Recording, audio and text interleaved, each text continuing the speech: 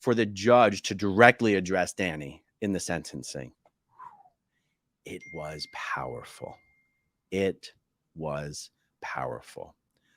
She said, paraphrase, because I mean, I've typed it out as much as I could, but I don't even have those in front of me right now. Actually, I should pull them up. But she basically started out by saying, I'm sure you see yourself as the victim here. I was like, oh, damn. Let me see. This was almost the last. Judge Olmeda. She says, you've been steadfast in your claims of innocence and feeling justified. You're probably asking yourself, how could you be convicted for charges from 20 years ago? But you were not convicted on the testimony of one person. You were not convicted on rumors. You were convicted on evidence.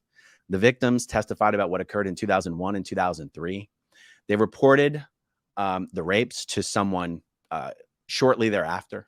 Jane Doe 1 told her mom and her friends. Jane Doe 1 told the Scientology officials. Jane Doe 1 wrote to Scientology's International Justice Chief. Jane Doe 1 reported to the LAPD a year later. Jane Doe 3 reported to the Scientology ethics officers and higher Scientology officials.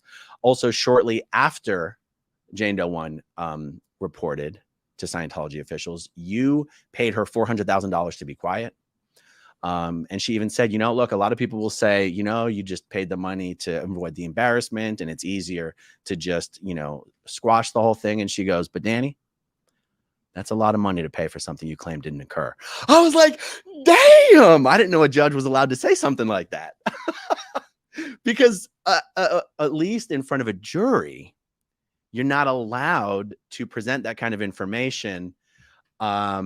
Because you're not allowed to use such a settlement to presume guilt. But Judge Olmeda was like, ain't no jury in the room now, Danny boy. She did not believe that a Scientologist like Danny would pay $400,000 to another Scientologist to keep another Scientologist quiet about something that didn't occur. I was like, God dang,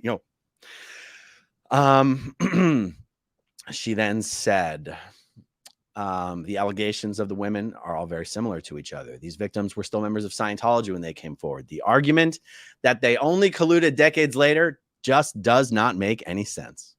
They had no motive to lie or retaliate or a motive of monetary gain when these women came forward as Scientologists.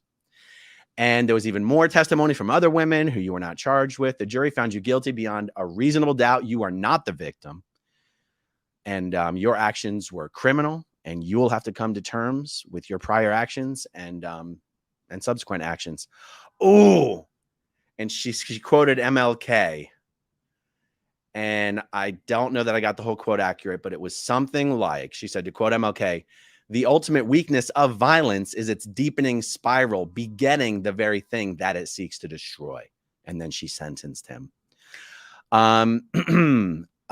She said, these attacks involved my words here aren't making a lot of sense that I see that I've written down.